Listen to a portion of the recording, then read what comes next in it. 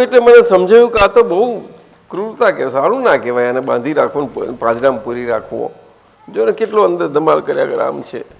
તો એમ મન થયું ચાલો એને ખુલ્લો કરી દો પોપટને. પછી એને છૂટો કરી મૂકી દઈએ તો એ છૂટો મૂકેલા સ્વરૂપે એને સિન્સિયર રહીએ તો જ આપણે સિન્સિયર રહ્યો કહીએ ને. ઉત્તમભાઈ કોને હા પછી કે આ પછી બહુ રમ્યો, ચાલ હે પાછો આને આવી જા એવું કહીએ તો ના ચાલે. ચાલે એટલે એ તો મુક્ત છૂટી જ રહેવા દેવી પડે. જે બેસાનંદજી બરોબર છે કે નહીં? એવી રીતે સિન્સિયર, સમજાયું ને? અને મોરલ એટલે એ પ્રકૃતિ એ આખા વર્લ્ડની નંબર 1 એસેટ છે કે જેની તોલે બીજું કંઈ આવી જ ના શકે ને એકને અનન્ય છે એસેટ. એવી આપણી એની જોડેની મોરાલિટી રહેવી જોઈશે. શું કહ્યું? અનન્ય એસેટ છે. એસેટ એસેટ એસેટ છે ને પ્રકૃતિ તો છૂટી થયેલી. કારણ કે આપણે હું શુદ્ધાત્મા છું ભાન થયું એટલે શુદ્ધાત્માનું કંઈ કશું જ થતું નથી. એ તો જે હું હતા એને આ થયું છે બધું.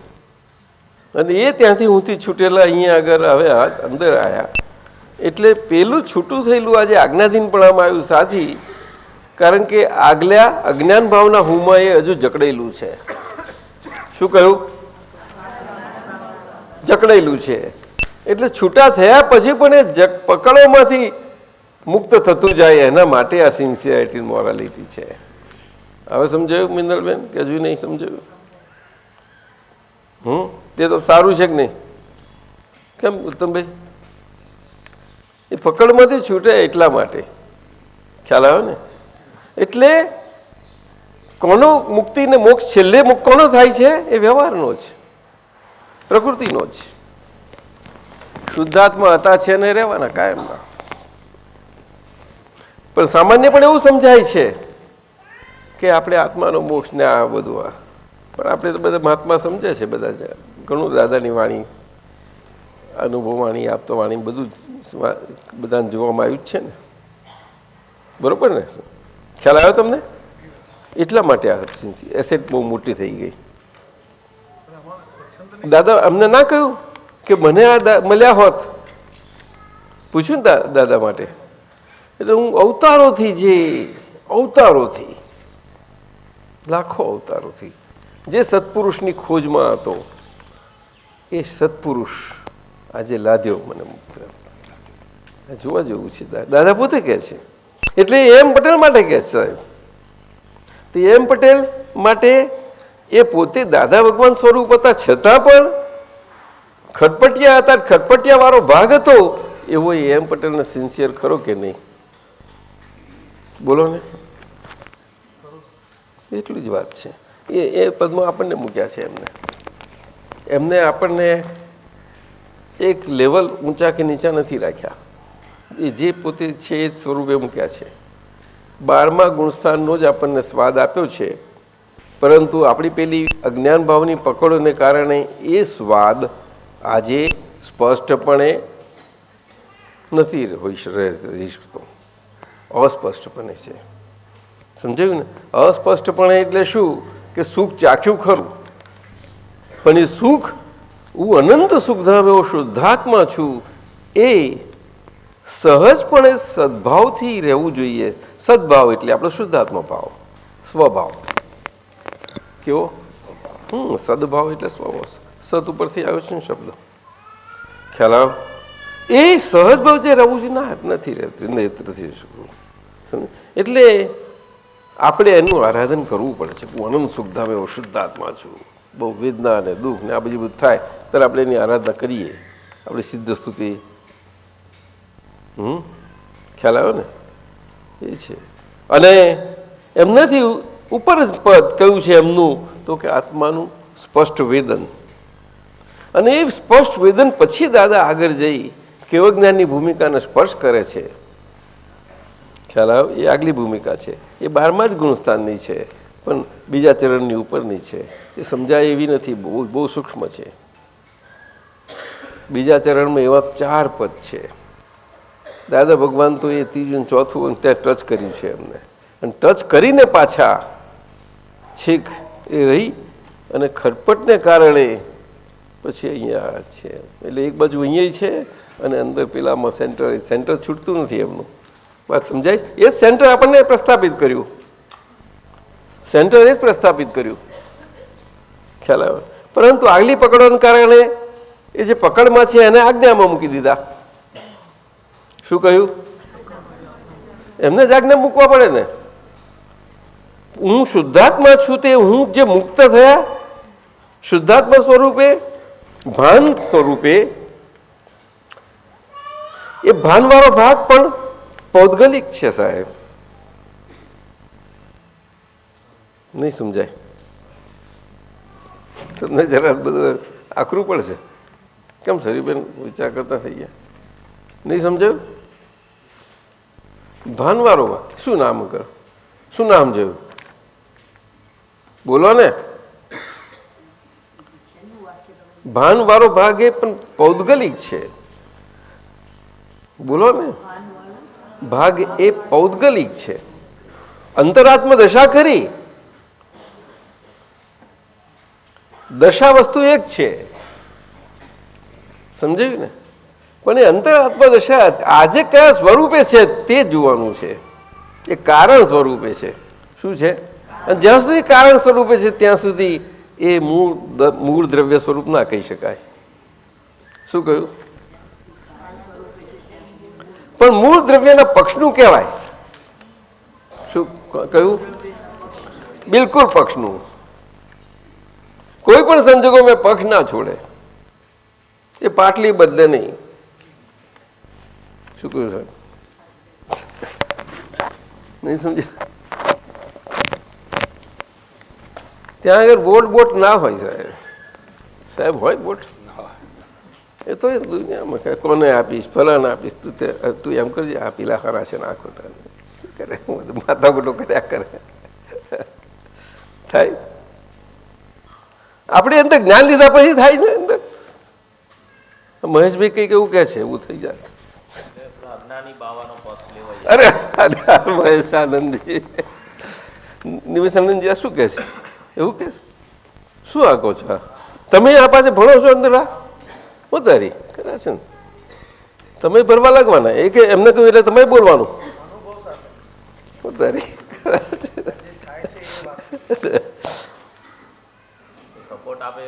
એમાં શૈલેષાનંદજી ના પાડે છે. નહીં બોલો શૈલેષાનંદજી.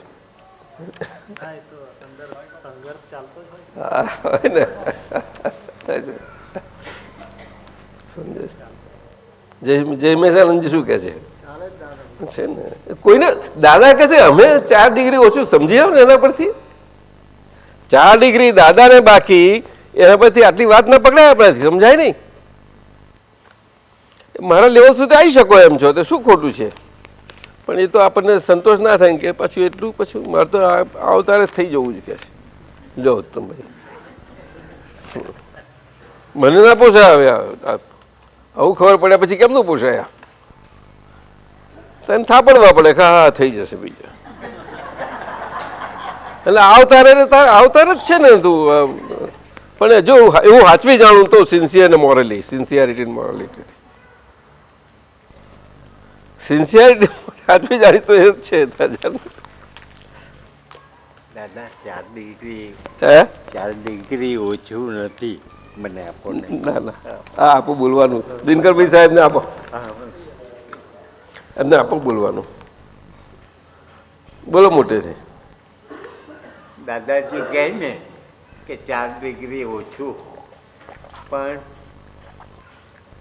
ખરેખર હું જે પ્રાર્થના કરું તેમાં પૂરું 1907માં સંપૂજ્ય દાદાશ્રીનું પ્રાગટ્ય અને 1905માં મહાન વૈજ્ઞાનિક આઇન્સ્ટાઈનનું પ્રાગટ્ય.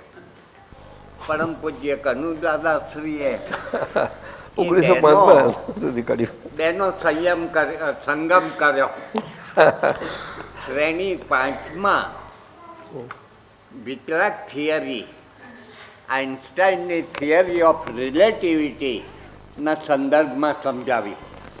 E=mc². અને આઇન્સ્ટાઈને પરમાણુની શક્તિનું ઇક્વેશન આપ્યું અને પરમ પૂજ્ય દાદાએ આત્માની શક્તિનું ઇક્વેશન આપ્યું. એમાં હું લાંબો સમય નહીં લઉં, પણ એ 1905 અને દાદાશ્રીનું 1907માં પ્રાગટ્ય, એ સંદર્ભ હજુ પણ આ દેશમાં ચાલતો છે. આઇન્સ્ટાઈનની થિયરી પ્રમાણે ભૌતિક શક્તિ એટલી બધી ખીલી કે માણસની સુખ સમૃદ્ધિમાં અનહદ વધારો થયો. આજે અત્યારે મોબાઈલ ઘણા લઈને બેઠા છે ને, હજારો માઇલ દૂર સંપર્ક કરી શકે તેવું બધું જ. એટલે માનવી પ્રચલિત ધર્મથી થોડો હતાશ થયેલો તે વિજ્ઞાનને શરણે દાદા ગયો. પણ વિજ્ઞાને તો આજે એનું એટમ બોમ્બથી સ્વાગત કરી દીધું. સ્વાગત કર્યું. એટલે હું દાદાશ્રીએ વાંચ્યું ને, અને સાથે થિયરી વાંચી, વિતરાગ થિયરી. એટલે મને થયું કે માનવીને ધર્મે ક્ષેત્રે પ્રચલિત ધર્મે અને વિજ્ઞાને એટમ બોમ્બ બતાવીને દગો કર્યો. પણ તે વખતે શ્રેણી 5ના જે મેં સૂત્ર 166 પછીના વાંચ્યા, ત્યારે મને થયું કે પરમ પૂજ્ય કંદાદાશ્રીએ જે થિયરી ખુલ્લી મૂકી છે એના ગુણ પર્યાય કે એમાં હું વધારે પડતો નથી, મારો અધિકાર પણ નથી, પણ અદ્ભુત આત્માની શક્તિ પહેલી વખત ખુલ્લી મૂકી. એટલે મારાથી રહેવાયું નહીં. જ્યારે 4 ડિગ્રી ઓછીની વાત કરી ત્યારે હું રહી શક્યો નહીં. ના બરોબર કે પૂર્ણ 360 કમ્પ્લીટ અમે પ્રગટ થયેલી અનુભવીએ છીએ. ભૂલચૂક થતી હોય તો ક્ષમા કરજો. પણ 2 સંદર્ભ ચાલી આવ્યા. આજે એટમ બોમ્બ ફૂટ્યો, આઇન્સ્ટાઈને નહોતો બનાવ્યો, પણ એના પછી વૈજ્ઞાનિક રોબર્ટ ઓપનહેમરે એટમ બોમ્બ બનાવ્યો. અને એ ટ્રુમેને, પ્રેસિડેન્ટ ટ્રુમેને હિરોશીમા નાગાસાકીમાં પ્રયોગ કર્યો. 4 લાખ માણસ મરી ગયા. ઓપનહેમરે અણુ પ્રોજેક્ટમાંથી રાજીનામું આપ્યું અને પ્રેસિડેન્ટ ટ્રુમેનને ઓક્ટોબર 1945માં જે પત્ર લખ્યો તે મહત્ત્વનો છે. એણે લખ્યું, physicists have known sin and the knowledge they said they cannot lose. Lose શબ્દ નથી વાપર્યો. લૂઝ એટલે તો એક વખત ગુમાવીને, લોસ એટલે કે LOS લોસ, બહુ મોટો શબ્દ. પરંપરાગત એને એમ કહ્યું કે અણુ શક્તિ કેટલી ખતરનાક છે કે વિશ્વ હંમેશા થરથર ધૂજશે અને મહાસત્તાઓ લાચાર દશામાં મુકાઈ જશે. તે વખતે હું તો દાદાશ્રી, આપ જ્યારે 4 ડિગ્રી કહો છો ત્યારે મહાત્માઓ, આપતપુત્રો, સંઘપતિઓ એના આશીર્વાદથી એટલું જ કહેવા માગું છું કે ઓપનહેમરે એમ કહ્યું કે physics shall not lose this knowledge. અમે આપના મહાત્માઓ નમ્રપણે એક જ માનીએ છીએ કે કનુ Dadashri, your excellencies, Mahatmas have known the exact address and form of God, and this is a knowledge which we cannot lose. Secondly, Divine Kanu Dadasri, Divine Kanu Dadasri, we have a faith by your divine grace that there is no individual agency and power outside of us that can bind us unless we want to be bound. This knowledge given by your divine kindness, grace, karuna, we shall never lose. નો અને મારી ઉંમર છે એટલા ખાતર હું પ્રાર્થના કરું છું, બધા માફ કરજો કે કાલે વસંતભાઈએ ખૂબ સરસ અમે બેઠેલા હતા તે વાત કરી કે પદ્મનાભ પ્રભુ અને સુપાર્શ્વનાથ સ્વામીની પ્રતિમા આવી રહી હતી. તે વખતે દાદાશ્રીએ કહ્યું કે ભાવિ તીર્થંકર સાહેબો આવે છે, અહીંયા છે, હાજર છે, દર્શન કરી લેજો. તે વખતે એક જ કહીએ કે આજે રામમોહનભાઈની આંગળી પકડીને અમે તો બધા આવેલા હતા, આ સત્સંગમાં આવ્યા છે, એમનો પરમ ઉપકાર છે. એ આવી શક્યા નથી, પણ ભારતીબેન, ભીખીબા, રાજેશભાઈ, વિનોદભાઈ, અરવિંદભાઈ, અંજુબેન અને એ બધા મહાત્માઓ વતી અમે રામમોહનભાઈનો પણ આભાર માનીએ છીએ. અને શાંતાબેનની તબિયત સ્વાસ્થ્ય ખરાબ છે, સારું થઈ જાય એવી પણ દાદાશ્રીના ચરણમાં નમ્ર પ્રાર્થના અમે કરીએ છીએ. એક જ વાત કે જ્યારે ભાવિ તીર્થંકર સાહેબ અમને જ્ઞાન આપ્યું અને પ્રવીણભાઈએ તો કહ્યું કે દાદાશ્રીએ કહ્યું છે, 5 જ મિનિટમાં હું કરું છું કે દાદાશ્રીએ અમને એગ્રીકલ્ચર કોલેજમાં કહ્યું કે કનુભાઈ સાહેબ પાસે જ્ઞાન લેશે, તેનું મનુષ્ય પણ જળવાઈ રહેશે.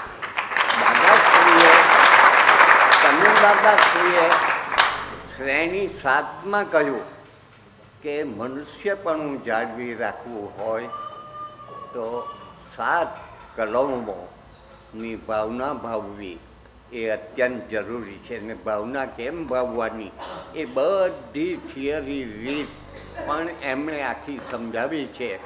તો હું તો એક જ પ્રાર્થના કરું કે આ જન્મમાં દાદાશ્રી એવી અમને શક્તિ આપો, બળ આપો, એટલી બધી કરુણા વરસાવો કે આ દેહ છોડીએ તે વખતે આજ્ઞા ધર્મમાં વર્તનમાં આવી જઈએ અને જન્મો જન્મ જગત કલ્યાણનું નિમિત્ત બનીએ. માત્ર નિમિત્ત જ બનીએ. અને નિમિત્ત શું તે કાલના સત્સંગમાં હું સાંભળી નહીં શકેલો, પણ મેં પૂછ્યું તે કહ્યું કે દાદાશ્રીએ કહ્યું કે પહેલી 8 કલમ એ જો બરાબર તમે વર્તમાનમાં રાખશો તો 9મા નિમિત્ત બનવાનું તમે સંપૂર્ણપણે શક્તિશાળી થશો. તો જન્મો જન્મ નિમિત્ત બનીએ અને 80,000 વર્ષ પછી પ્રથમ તીર્થંકર સાહેબ, પદ્મનાભ પ્રભુ સાહેબ, ત્યાર પછી કેટલાય વર્ષો પછી ત્રીજા તીર્થંકર પાર્શ્વનાથ સાહેબ, અરે સુપાર્શ્વ સ્વામી ના દર્શન કરીને અમે આપના દર્શન કરીને મોક્ષે જઈએ એટલી જ પ્રાર્થના. ના નહીં તો બરોબર છે. એટલે દિનકરભાઈ સાહેબે આ 4 ડિગ્રી બરોબર છે, 4 ડિગ્રી તો વાત કરવાની, એટલો અર્થ કે દાદા પોતે તો 360 ડિગ્રીના જ એ સ્પર્શ કર્યું છે એમને, પરંતુ કહે છે અમને આ કાળમાં પચ્યું નહીં એ કાળના હિસાબે, એટલે અમારે એટલા 4 અંશ જેટલા જ્ઞેયો બાકી રહ્યા. સમજણમાં બધું આવી ગયું, જાણવામાં બાકી રહ્યું. હવે સમજ્યા? હવે આપણે આ બધી ઝીણી વાતો કંઈ કરવાની હોય નહીં, આપણું એ હોય નહીં ને, તો ઊંધું કંઈક પકડી જાય તો અવરું થઈ જાય, સમજાયું? પણ પૂછે ને કોઈ ખુલાસો હોય એટલા માટે વાત કરવાની કે આજ્ઞાધર્મમાં શું છે, એ જ વાત આપણી પાસે આ 5 આજ્ઞામાં છે. એટલે મળ્યું છે 360 ડિગ્રીનું અંદર પદ, અને એ પદ મળ્યું છે એટલે જેને મળ્યું છે અંતરાત્મા દશા છે. આપ સમજ્યા ને? એ અંતરાત્મા દશાની આ વાત થઈ એટલે પેલી સિન્સિયરિટી મોરાલિટીની વાત કરીને, એટલે આજ્ઞા ધર્મને સિન્સિયરિટી મોરાલિટી ટૂંકમાં આમ આવી જાય. પોતે પોતાને કહ્યું એટલે આ જ રીતે આજ્ઞાધર્મ એ જ દાદા ભગવાનનું સ્વરૂપ છે, એ 360 ડિગ્રીનું સ્વરૂપ છે. આ કાળમાં બીજ એ કેવળ જ્ઞાનનું પડેલું છે, કારણ કે કેવળ જ્ઞાનને સ્પર્શ થયેલા એવા ત્યારે જે બીજ પડે નહીં તો પડી શકે જ નહીં. આ ક્ષાયક સમજતું નથી. આજે શાસ્ત્ર સંમત પણ વાત થઈ શકે એમ છે. આ સાહેબ જમેશભાઈ, શાસ્ત્ર સંમત પણ ગમે તો પ્રખર આચાર્ય આવે પણ સારી રીતે જો ઓપન માઇન્ડથી ને ધીરજથી વાતો થઈ શકતી હોય ને એ પણ વાતો કરે, આપણે પણ કરીએ તો સાંભળે તો જરૂર નહીં પકડે. દાદાશ્રી સારી રીતે દાદાશ્રી આ ઇક્વેશન ખુલ્લું કર્યા પછી તો અદભુત છે. સિદ્ધાંતમાં તો બહુ બધું કમ્પ્લીટ નીકળી જાય છે, કબૂલ નહીં. બહુ નીકળી જાય છે, બહુ નીકળી જાય છે.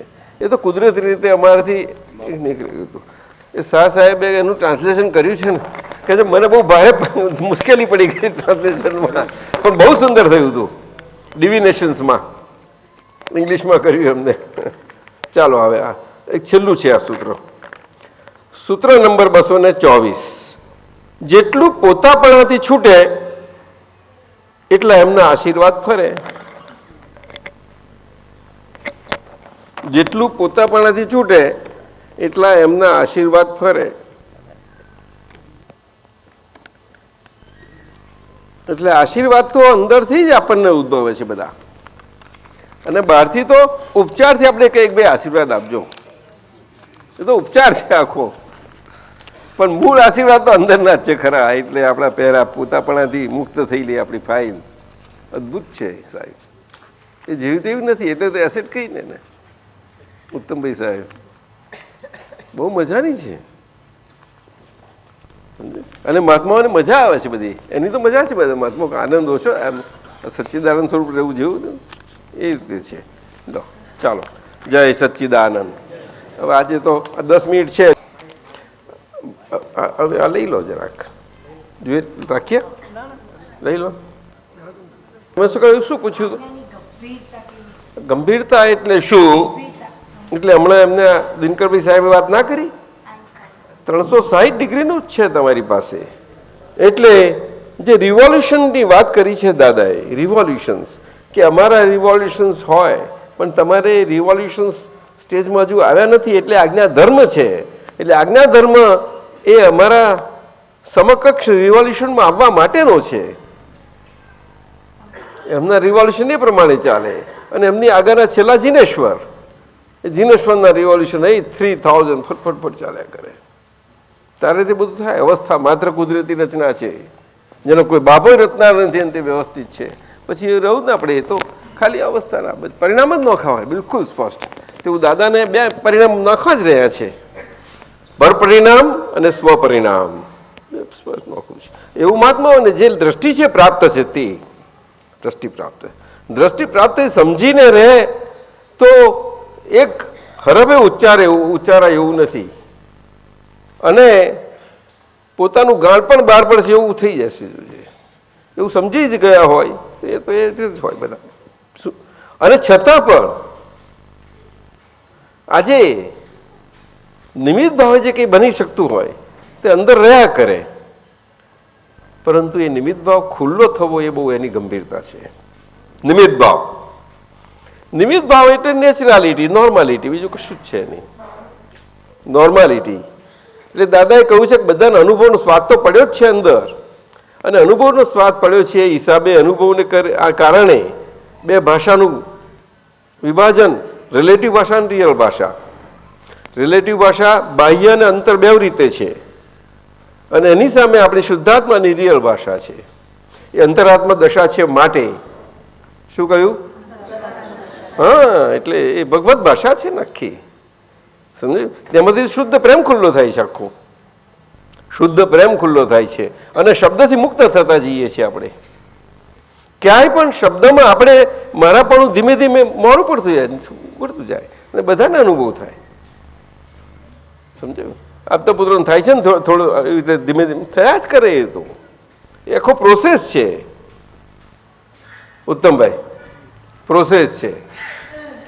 અને એ જે મુક્ત થયેલો ભાગ છે ને, કોઈની જોડે આપણે કોઈ વાત પૂછે ને એને આ વિજ્ઞાન, અક્રમ વિજ્ઞાનની પાછળનો સિદ્ધાંત પકડાવવા માટે કંઈક વાણી નીકળવાની હોય તો જેટલો ભાગ સીજો હોય ને એ તો વાણી નીકળી જ જશે, તમારી અંદર પડેલી છે એટલે છે અંદર, પણ એ દબાયેલી છે બધી અંદર, દબાયેલી છે.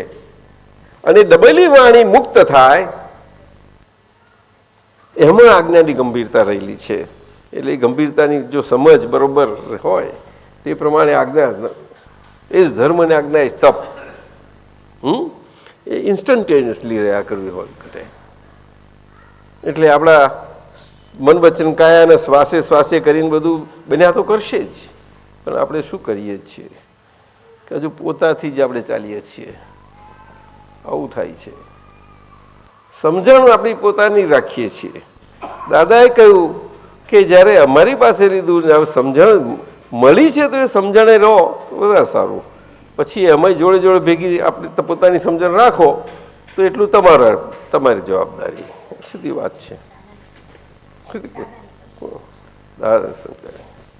સીધી જ વાત છે. જો મળી છે તો મળેલી પછી સ્થિર નથી રહેતી ને, પાછી એ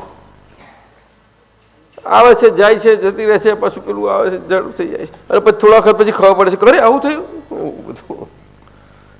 એ પેલી બીજી સમજણને લીધે આવું બધું બહુ થયા કરે છે. સમજાય? મુક્ત શું યોગેશાનંદજી કહ્યું? મુક્ત વિહારી પંખી પાંજરામાંથી મુક્ત થયું કેવું હોય? શું બે પાંખો છે? શું કે છે? બોલો ને બે લાઈન.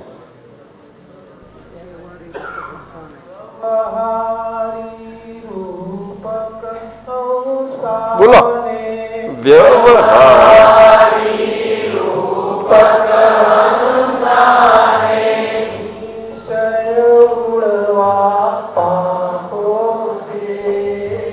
નિશ્ચય ઉડવા પાકો છે.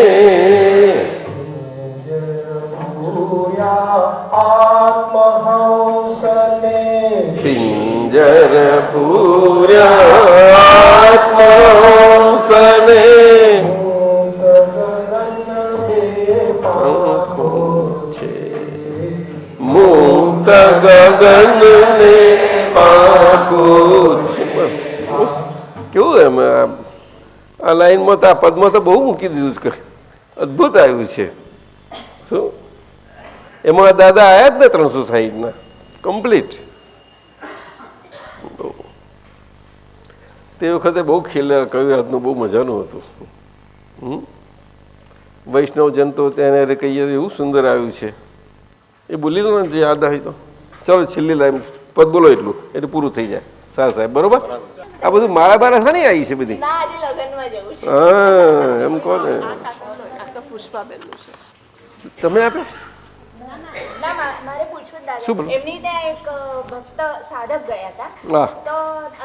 અરે એમને બોલવાનો આપો. કઈ ગયો તે બાજુ છે કે એમની ત્યાં એક સાધક ગયા હતા તો અરવિંદોજી ધ્યાનમાં બધા બેસ્યા એમની સામે.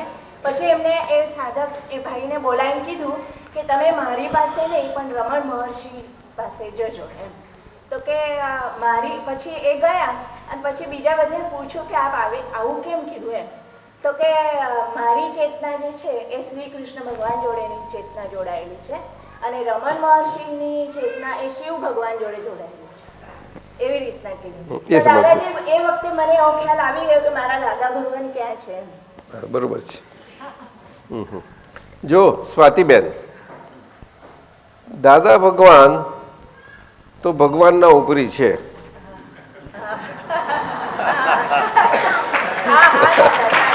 વાત ક્યાં કરવાની સમજી લો ને. પણ એ બહાર બહાર એટલે તો દાદાએ ખુલ્લું જ કહેલું છે જાહેર. પરંતુ આમાં મહર્ષિ અરવિંદની અને જે રમણ મહર્ષિ અને અરવિંદ બાબુની જે વાત કરી એમાં અરવિંદ બાબુની વાત સાચી છે. એમને જેમ છે તેમ કહ્યું, જે સાચા દિલના યોગી પુરુષો છે હંમેશા આવું ચોખ્ખું કહી દે કે દિલના પુરુષ ચોખ્ખી પુરુષ યોગી પુરુષ હતા અરવિંદ ઘોષ. અને એમની જે યોગ સાધના હતી એ બહુ જ ચોખ્ખા દિલવાળી હતી. બહુ ચોખ્ખા દિલવાળી. એમને માતાજી મળેલા, એ માતાજીને એમની એ હતું એ પણ એટલું એવું જ સુંદર, અને માતાજીને પણ એવા સુંદર આશીર્વાદ ફર્યા હતા. સમજાય છે? એટલે અરવિંદની ભાવના એક જ હતી. કૃષ્ણ ભગવાનનું કહ્યું હતું, કોન્શિયસ કહ્યું ને, એ આ જ, બીજું શું હતું. કૃષ્ણ ભગવાન ગીતાજીને આ બધું કહ્યું છે તે બધું એનું એ જ છે. વાસુદેવ એ નરમાંથી નારાયણ થયેલા,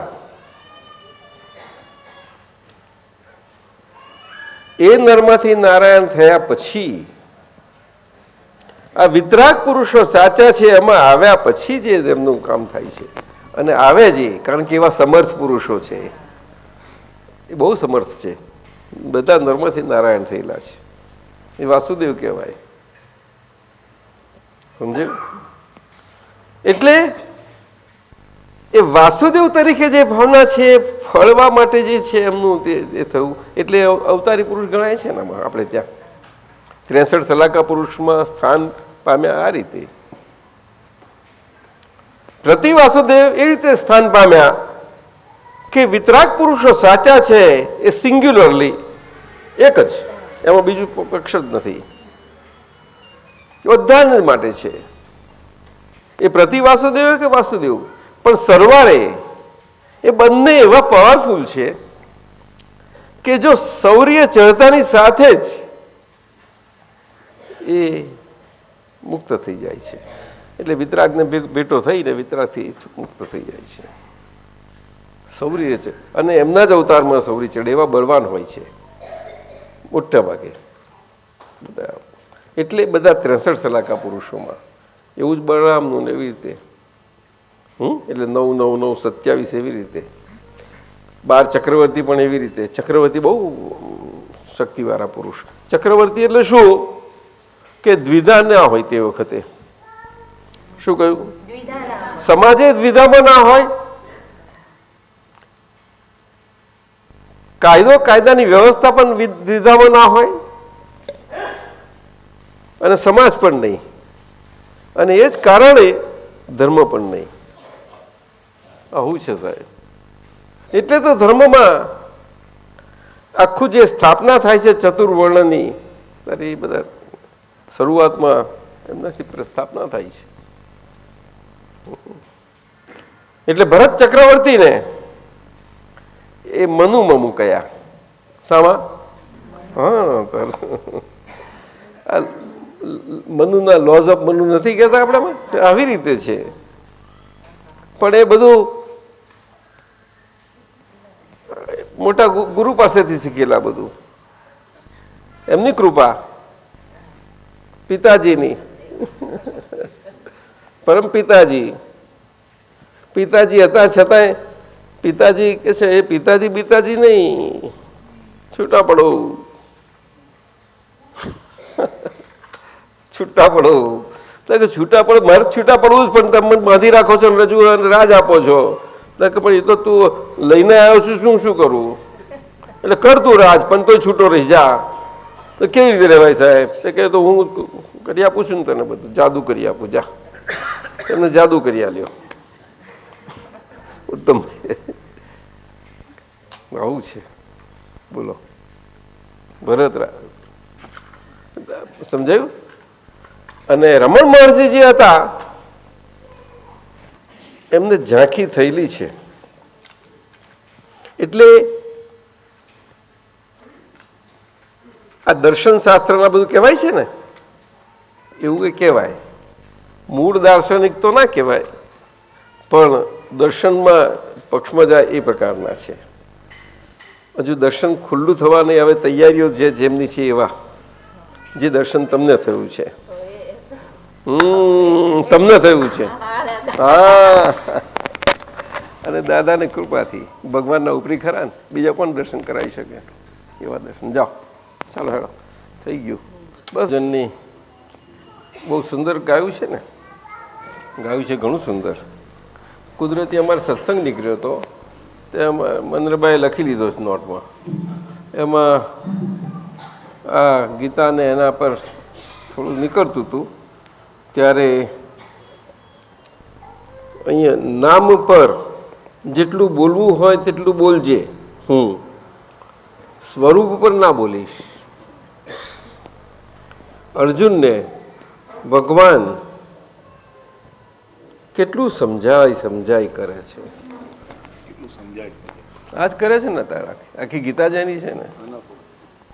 વૈષ્ણવ ધર્મ એટલે વિશ્વમાં રહીને વિશ્વની બહારનો ધર્મ.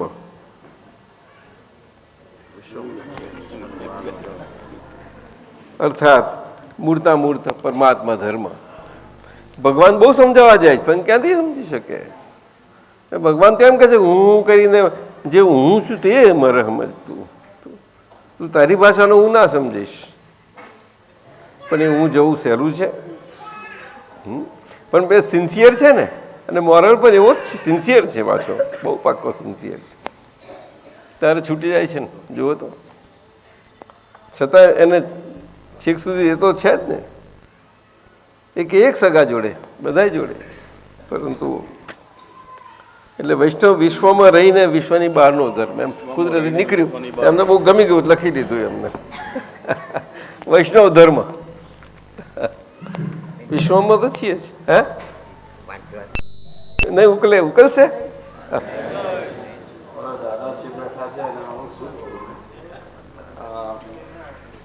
કઈ સબ્જેક્ટ તો છે નહીં, પણ મહાત્માઓને મળીને ઘણો આનંદ થયો.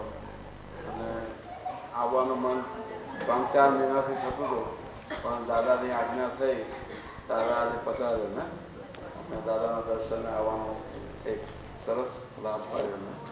અહીંયા અમેરિકાથી આવીને બી હું દિલ્હીમાં જ હતો, અને હજુ દાદાની આજ્ઞાથી દિલ્હીમાં મારો ટ્રાય ચાલી રહ્યો છે. બધું બહુ નજીક આવી રહ્યું છે. દાદાની કૃપાથી, મોટા દાદાની કૃપાથી, માતાજીની કૃપાથી બહુ જ નજીક આવી ગયું છે હવે. અને આ 29મી તારીખે મારે હેલ્થ મિનિસ્ટર સાથે મિટિંગ છે, અને સેક્રેટરી સાથે, અને આ ફાઇનલ મિટિંગ છે. કે દાદાના આશીર્વાદથી આ સરસ કામ, જગ કલ્યાણનું કામ દાદાની આજ્ઞાથી મારા હાથે થશે એવી આપ સર્વ મહાત્માને હું વિનંતી કરું છું કે દાદાજીને પ્રાર્થના કરજો. આ વીક દરમિયાન બધા મહાત્માઓને કહું છું કે એ વિશે આપ બધા દાદા પાસે પ્રાર્થના કરી અને માંગણી કરજો કે જેથી આ સરસ કામ જગતકલ્યાણનું ભારત માટે એક સારું ભારત માટે થઈ જાય અને મહાત્માઓને સેવા કરવાનો મને લાભ મળે. અને આપ સર્વની સેવા કરવાનો કલ્યાણ તો ના થાય મારાથી. થશે થોડું ઘણું બી મને નિમિત્ત બનાવ્યો, અને દાદાને ખૂબ ખૂબ આભાર કે મને આવા સત્સંગમાં જોડવાનો એક લાભ મળ્યો. તમને કદાચ ઘણા મહાત્માઓને ખબર હશે કે મારા વાઇફ તો 6 સાલથી આમાં તો જોડાયા હતા, અને હું તો બહુ નવો વસંતભાઈ સાહેબે મને ખેંચીને લઈ ગયા. દાદાનો સંપર્ક એ 5-6 વર્ષથી હતો, પણ જ્યારે નમી પડ્યો ત્યારે મને ખ્યાલ આવ્યો કે મેં એટલું બધું જીવનમાં લોસ કર્યો છે દાદાના જ્ઞાન માટે. હવે અહીંયા બેઠા બેઠા હું વિચાર કરતો કે મને આ ભાવ હજુ કંઈ મગજમાં જતો નહીં. દાદાશ્રીએ મને કહ્યું તમે દાદા કે તમે કાંઈ નહીં અંદર ઉતાર્યા કરો, ટોકા ટોક ચાલશે સમજ્યા છે. અને એ ઘણું બધું મને છેલ્લા વર્ષ દરમિયાન ઘણી મુશ્કેલી આવી, પણ ઘણી બધી મુશ્કેલીઓમાંથી એકદમ શુદ્ધાત્મા હું શુદ્ધાત્મા છું એનાથી ઘણી ઠંડક, ઘણી આત્મીયતા અને એવો ઘણો અંદરથી મને લાભ મળ્યો છે. અને આ હોપ આપણા આપ્ત પુત્ર દીપકભાઈ અને પરેશ આવ્યા હતા ત્યારે બી મારે ઘણું ડિસ્કશન થયું કે મને આવું બધું થાય છે. તો કે દાદાશ્રીને આપ કહો ને, તો મેં કહ્યું મારી હિંમત નથી ચાલતી. દાદાજી સાથે પહેલાં બહુ છૂટથી વાત કરતો હતો, પણ હવે મારાથી બોલી જ નથી શકાય. એ વખતે એના અસર નથી, હવે એવું ડીપલી થઈ ગયું છે કે દાદાજીને કહેતા કહેતા આખું હૃદયને શરીર ધ્રુજી જાય છે કે ભાઈ પૂછું કે નહીં, પછી પાછું સમય જાય, એમ જ્ઞાનની વાત થાય એટલે પછી પાછું આત્મા અને અંદરની કહું કે ભાઈ સમજાય, મને સમજાય, આટલું સમજાય, હજુ નથી સમજાય, પણ ધીમે ધીમે આવે છે. અને દાદાશ્રીની કૃપાથી બહુ સુંદર. ખૂબ આશીર્વાદ છે ડૉક્ટર, જય સચ્ચિદાનંદ. ખૂબ આશીર્વાદ, ખૂબ આશીર્વાદ. જય સચ્ચિદાનંદ. ચાલો હવે જય સચ્ચિદાનંદ. હા.